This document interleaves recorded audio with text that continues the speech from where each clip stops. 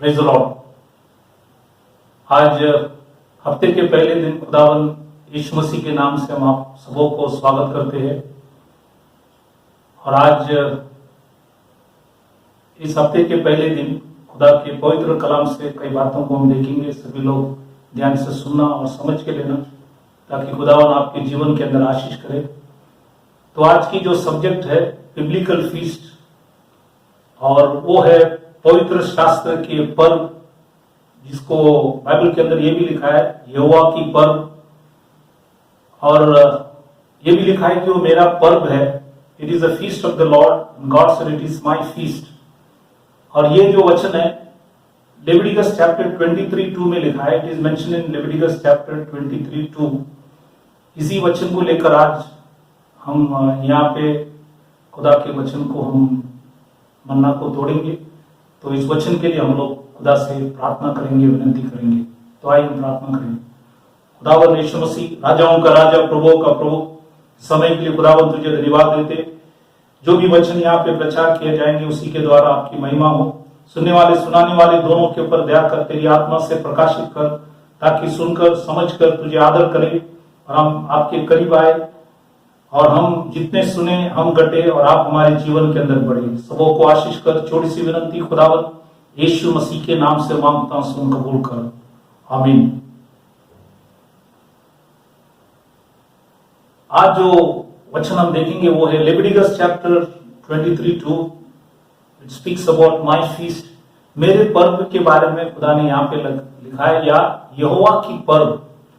ये पर्व सिर्फ यहूदियों के लिए नहीं, ये सभी लोगों के लिए। तो ये सारी बातों को आज हम पवित्र कलाम से हम देखेंगे, ताकि वचन से आपको समझ में आए कि ये जो पर्व है कितने महत्वपूर्ण है हमारे लिए भी, ताकि प्रभु आप सबों को आशीष करे। ये जो वर्ड फीस्ट जो बाइबल में लिखा है पर्व, ये हिब्रू के अंदर मोवादा, मतलब कि it is called an appointment.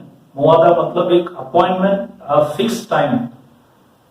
मोवादा का मतलब है कि परमेश्वर का एक ठहरा हुआ समय, और ये जो ठहरा हुआ समय पे खुदावन बहुत से आशीर्वाद लोगों को करते हैं। इसलिए उन्होंने एक फिक्स टाइम बाइबल के अंदर दिया गया। There is a fix time. और the other word is season. ये सीजन भी सेम मीनिंग है, और वो लेविटिकस चैप्टर 23:4 में भी लिखा है, और वो है ठहरा हुए समय। तो ये दोनों वचन जो हम लोग ने देखा लेविटिकस चैप्टर 23:2 और 23:4, ये गॉड का एक अपॉइंटेड टाइम है, एक ठहरा हुआ समय। जब गॉड ने कहा है तो उसी को अगर हम पालन करेंगे हमारे जीवन के अंदर जरूर आशीष खुदावन हमें करेंगे। और इक्लेसियास चैप्टर 3:1 में लिखा है कि हर चीज के लिए एक अवसर होता है, और आकाश के नीचे परमेश्वर का हर उद्देश्य के लिए भी एक समय होता है। There is it says for everything there is a season and a time to every purpose under the heaven। तो इसलिए हर चीज के लिए एक अवसर, एक समय, एक ठहरा हुआ समय खुदा का होता है। ये भी सुलेमान राजा सभा उपदेश के अंदर 3 अध्याय 1 वचन में लिखा है। It is written in the book of Ecclesiastes chapter 3:1। और ये भी लिखा है कि एक बुद्धिमान जो मनुष्य है उसका मन जो है, वो बाइबल के अंदर लिखा है कि परमेश्वर की जो भी समय है और उसकी न्याय को बाइबल के अंदर लिखा है, वो उसको डिसर्न करते हैं, और लिखा है कि उसकी वेद वो जानते हैं। ये भी बात इक्लेसियास की किताब 8वां अध्याय 5वां और 6वां वचन, book of Ecclesiastes chapter 8, 5 and 6, यहाँ पे इस बातों को भी उल्लेख किया है। और एक बात यह है कि दानियल जो बाइबल के अंदर लिखा है, जो बुद्धिमान थे, जैसे जुना करार के अंदर जोसेफ थे, डैनियल थे, और नए करार के अंदर जॉन, इन सबों को खुदा ने अंतिम बातों को भी बताया। उसी में डैनियल के 11वां अध्याय 27वां वचन, 29वां वचन, 35वां वचन, डैनियल चैप्टर 11, 27, 29, 35 में लिखा है कि there is a time appointed. और जो टाइम अपॉइंटेड में मतलब नियत समय पे खुदा हर एक चीज को करते हैं। इसलिए जितनी भी पवित्र कलाम के अंदर लिखा हुआ बातों को वो नियत समय पे करेंगे, उसका कोई भी चीज आगे पीछे होता नहीं, हर चीज खुदावंद समय पे आज तक करते आया और हम विश्वास करते हैं कि आगे भी वैसे करेंगे। और आखिरी में हम लोग जब हबाकुक के किताब जब पढ़ते हैं, उसके भी दूसरा अध्याय दूसरा और तीसरा वचन में जो हबाकुक को खुदा ने जो दर्शन, that is called the revelation, vision, वो दर्शन जो दिखाया, वो भी खुदा ने कहा कि वो दर्शन भी एक उसका भी एक नियत समय है, there is an appointed time. ये भी बातों को हबाकुक नबी भी नहीं लिखा। इसलिए आज हम देखते हैं कि ये जो खुदा ने कहा कि मेरा जो पर्व है मतलब मेरा नियत समय, तो मेरे नियत समय पे आज तक खुदा ने सब कुछ करते आया और इसी की वजह से हम विश्वास करते हैं कि आगे भी वो नियत समय पे सब कुछ करेंगे।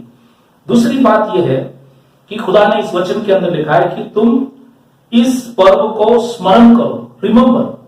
खुदा ने लिखा है कि रिमेंबर करना बहुत जरूरी है, तो इसलिए ये वचन को लिखा गया। और ये जो वर्ड रिमेंबर, एक्सोडस चैप्टर 13:3, निर्गम की किताब 13वां अध्याय 3रा वचन और एस्तर की किताब 9वां अध्याय 28वां वचन, एक्सोडस 13:3 एंड एस्तर 9:28, ये दोनों जगह पे आपको दो पर्व मिलेंगे। मतलब साल की शुरुआत में जो पर्व है पेसा, और साल की जो आखिरी में जो पर्व है वो है पुरीम। तो साल की जो शुरुआत की जो पर्व है वो पेसा की जो पर्व है वो अपने इंग्लिश कैलेंडर के मुताबिक जिसको निसान महीना में कहा गया, और वो है मार्च अप्रैल। और लास्ट पर्व जो है it's in the month of आदर, आदर की महीना में वो फरवरी मार्च। ये दोनों पर्व के अंदर खुदा ने कहा, मतलब साल की शुरुआत से और साल के अंत में भी खुदा ने कहा तुम ये पर्व को, बाइबल के अंदर लिखा है, स्मरण करो, याद करो। और इसलिए ये यहां पे लिखा गया। और दूसरी बात यह है कि मूसा ने जो व्यवस्था विवरण उसके 11वां अध्याय 12 वचन में लिखा है कि वर्ष के आदि से लेकर अंत तक कि खुदा लिखता है कि उसकी दृष्टि निरंतर, बाइबल के अंदर लिखा है, उस देश के अंदर होता है। इजराइल के देश के अंदर परमेश्वर का दृष्टि निरंतर होता है। सिर्फ उसकी दृष्टि नहीं, जैसे डिट्रोनॉमी 11:12 में जो हम लोग ने पढ़ा, in the same way God's eyes are always upon the land, upon the temple, and also upon the temple in the New Testament, that is we believers, his eyes are upon the Gentile temple also।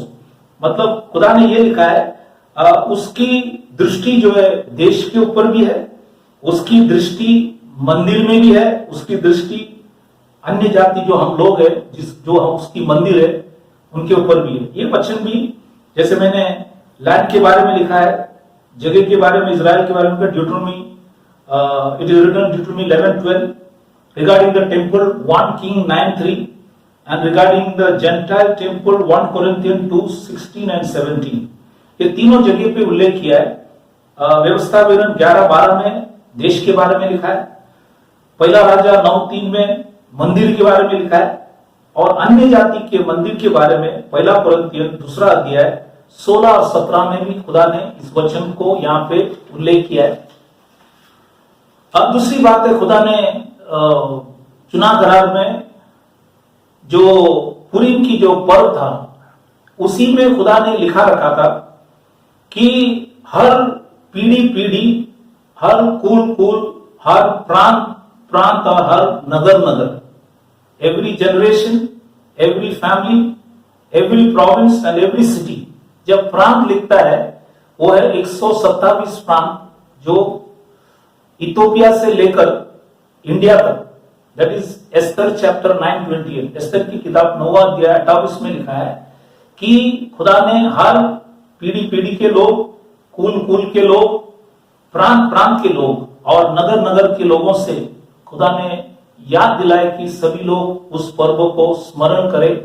Remember this, he spoke to all generations, all family, all provinces and every city. तो आज अगर उनको भी बताया तो आज हमें भी, ये हमको भी खुदा ने याद दिलाया है। दूसरी बात यह है कि जब हम लोग शामुएल की किताब में आते, फर्स्ट चैप्टर के अंदर हेल्कना है और उनको 2 बीवी थे जिसका नाम था हन्ना और पेनिना।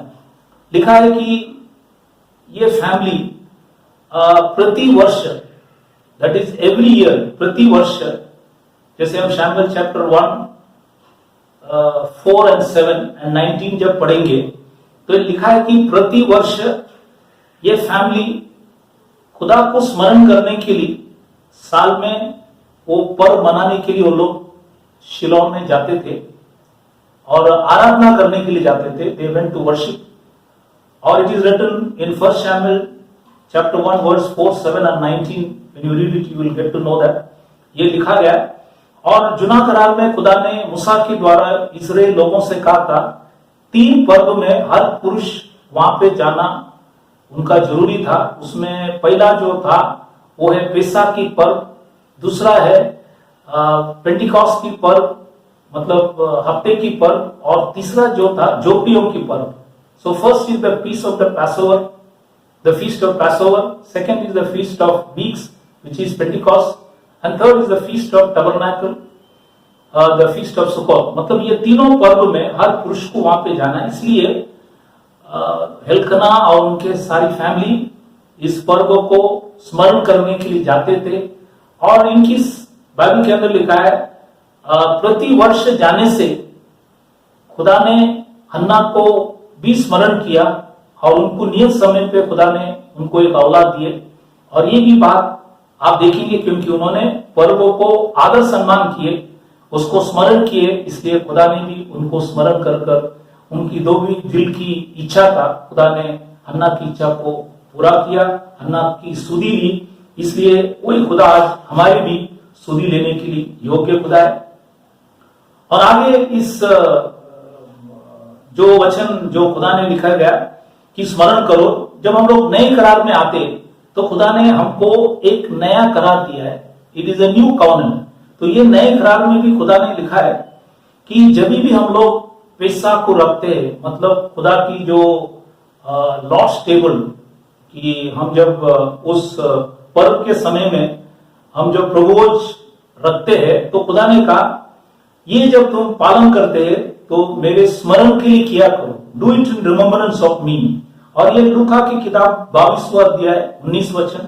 It is mention in Luke chapter 22:19 and first Corinthian chapter 11, 24, 25. पहला कोरिंथियन 11वां अध्याय 24 और 25 में लिखे रखा है.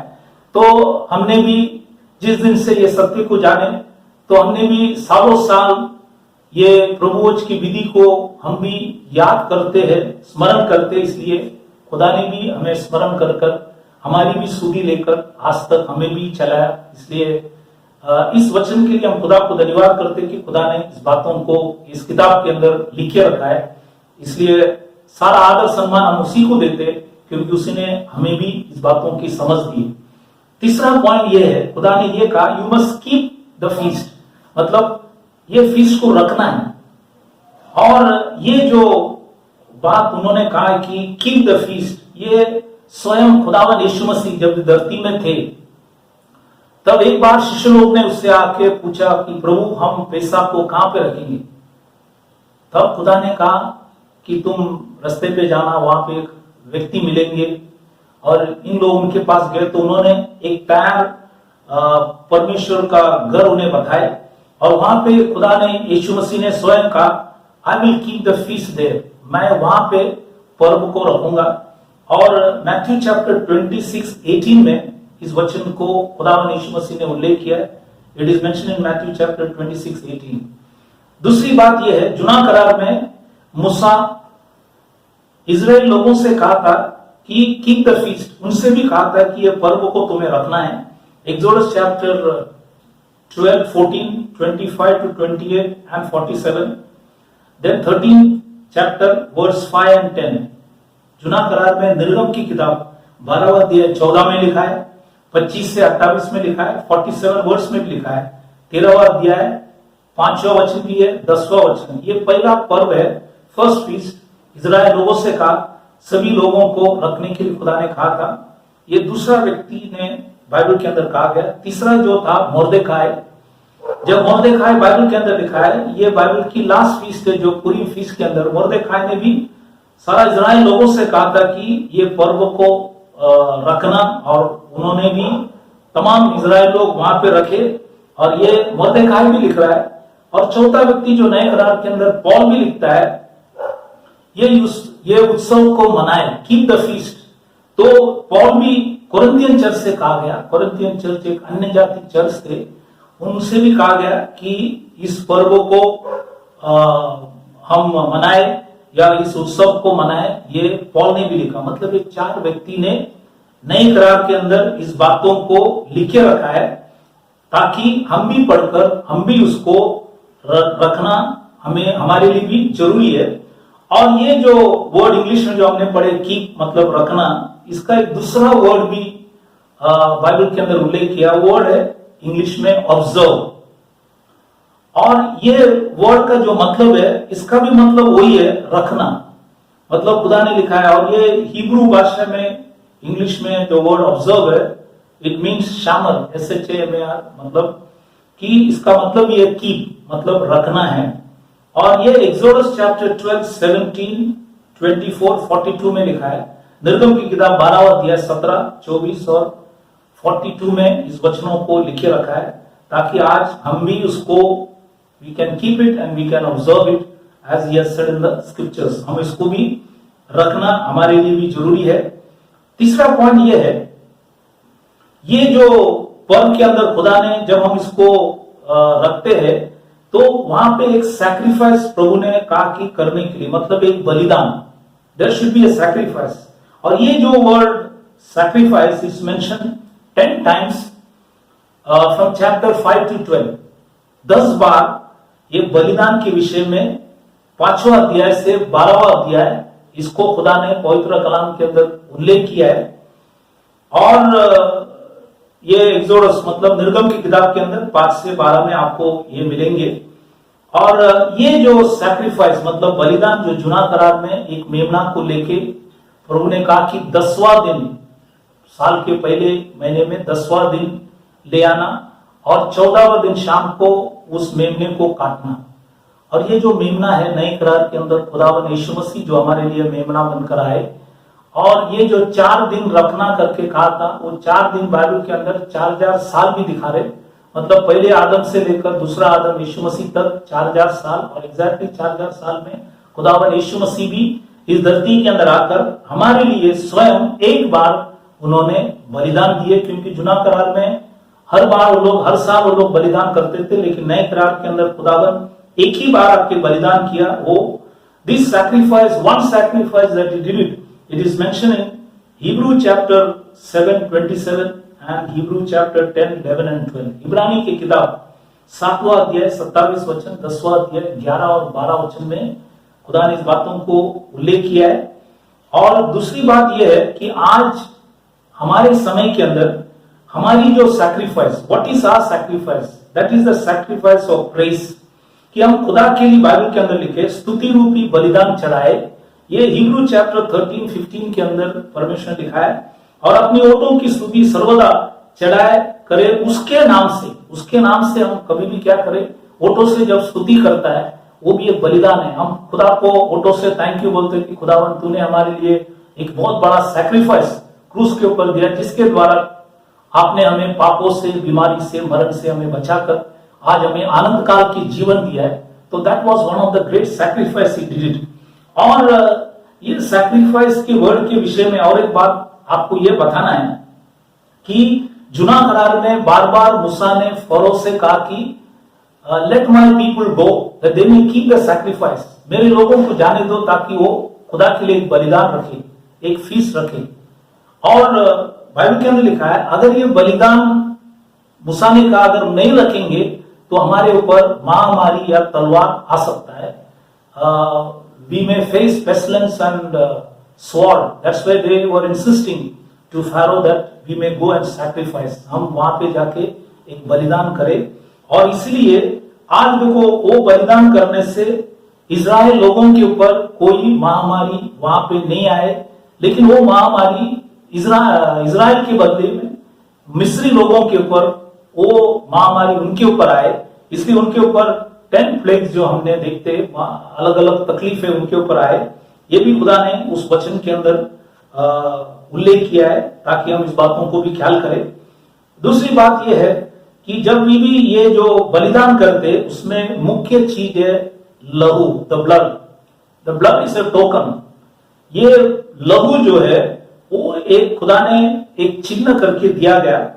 और ये वचन exodus chapter 12-13, Leviticus chapter 17-11, Hebrew chapter 9-20 and 22, ये जो वचन है लहू के विषय में निर्गम की किताब 12वां अध्याय 13 वचन, लेवी की किताब 17वां अध्याय 11 वचन, इब्रानी की किताब 9, 20 और 22 में लिखा गया। मतलब विशेष करके लेवी की किताब 17वां अध्याय 11 में लिखता है, प्राण के कारण लहू से ही प्रायश्चित होता है।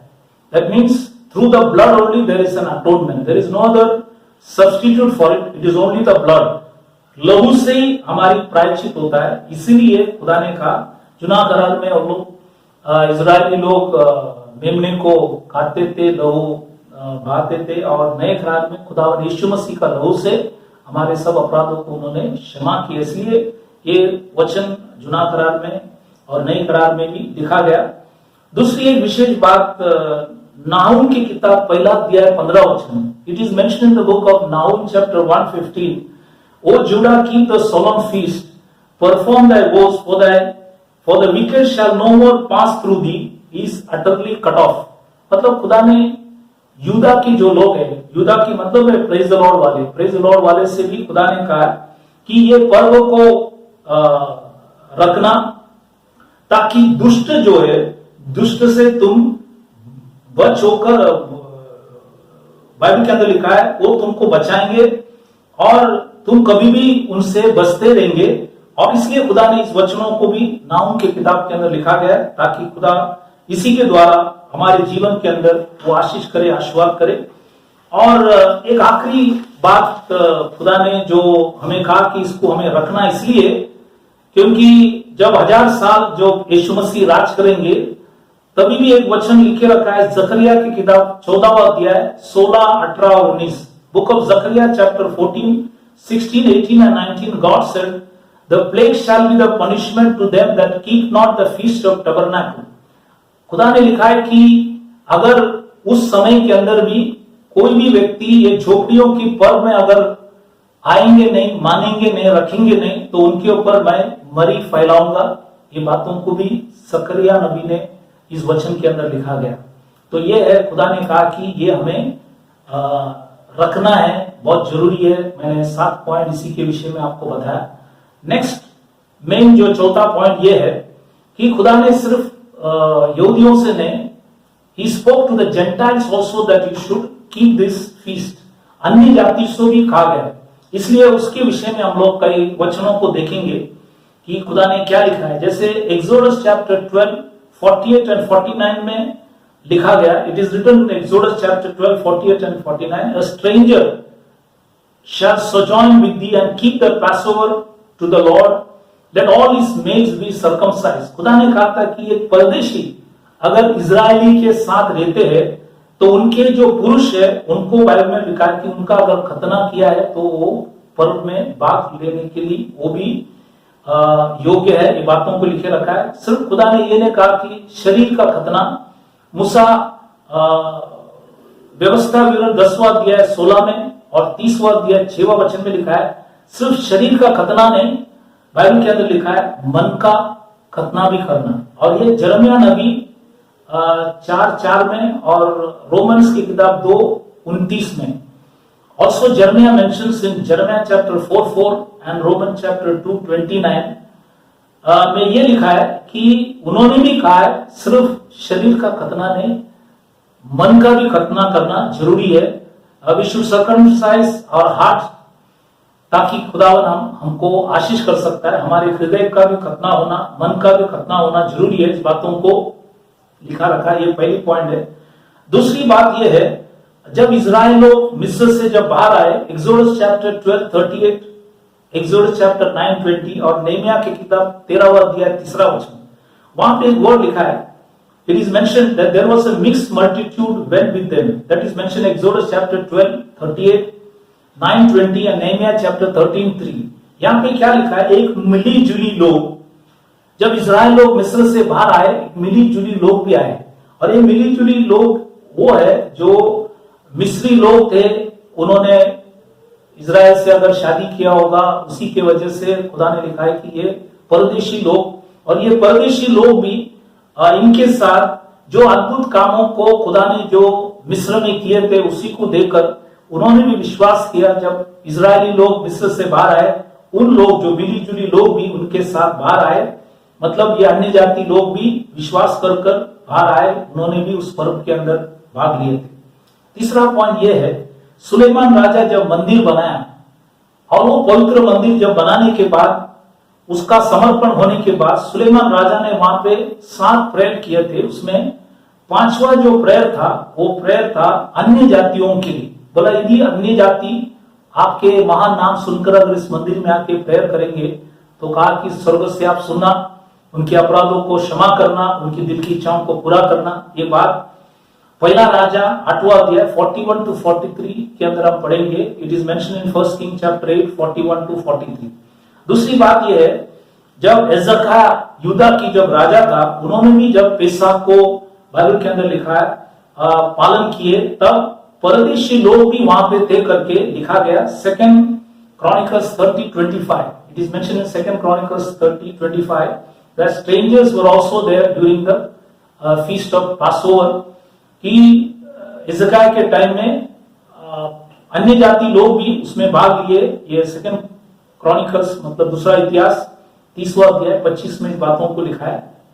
और एक विशेष बात यह है कि मूसा जुना करार में व्यवस्था विवरण के अंदर लिखता है 31:9-12 में लिखता है, ये शिमिटा ईयर है। शिमिटा ईयर मतलब every 7 years it's called Shmita year, मतलब छुटकारे का वर्ष जो है, वो छुटकारे के वर्ष में झोपड़ियों की पर्व में सब परदेशी से भी कहा कि यहोवा की व्यवस्था को, तोरा को मानना, ये खुदा ने वहां पे लिखे रखा है। तो इसलिए in the year of Shmita, in the feast of Tabernacle, the strangers were supposed to observe to do all the words of this law, उनसे भी कहा था। तो ये वचन भी वहां पे लिखे रखा है, खुदा ने ड्यूटरनी चैप्टर 31:9-12 इस वचन को भी लिखे रखा है।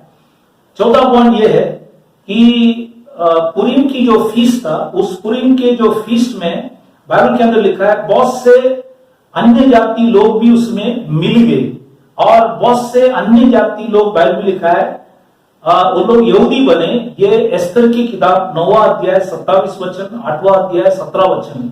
It is mention in the book of Esther chapter 9:27 and 8:17 that the Gentiles also joined and many became Jews during the feast of Purim। तो बहुत से लोग जो अन्य जाति थे वो यहूदी बने, बहुत से लोग उस पर्व में, बाइबल के अंदर लिखा है वो लोग भी मिल गए।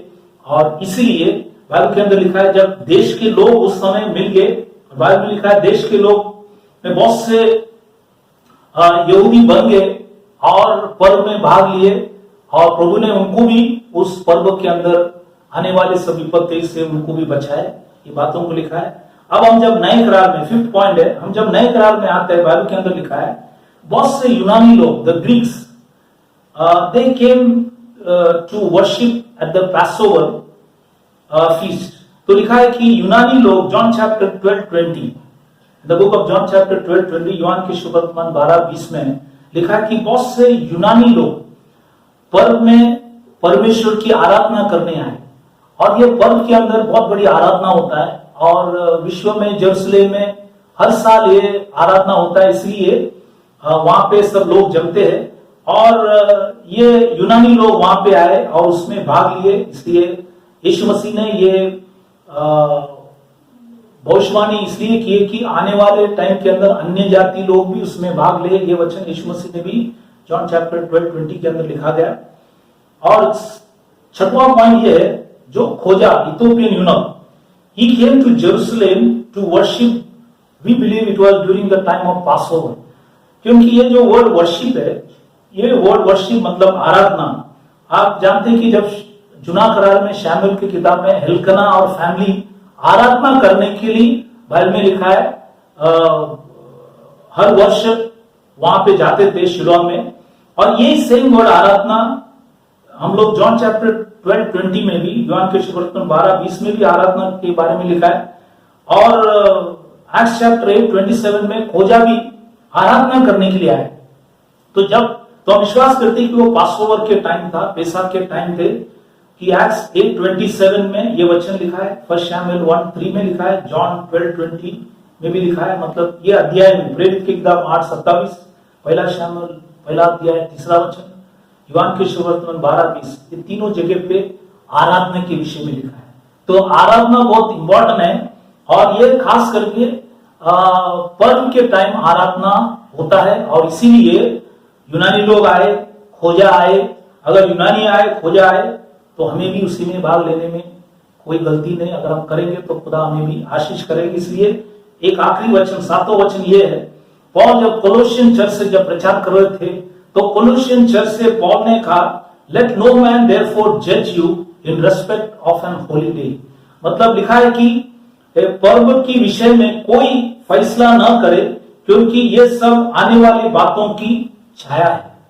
तो बाइबल के अंदर लिखा है, कोलोसियन जो चर्च था वो एक अन्य जाति मंडली थे, उसको भी प्रभु ने कहा पौल के द्वारा कि कोई तुम्हें फैसला न करे। तो आज हमें भी कोई हमारे भी फैसला न करे। यदि हम भी इस पर्व में अगर भाग ले, कोई व्यक्ति हमारे फैसला न करे, क्योंकि ये हमारे लिए भी आज लिखा है। तो इसलिए आज हम उसी में हम भाग ले, ताकि खुदावन हमारे जीवन के अंदर आशीष करे।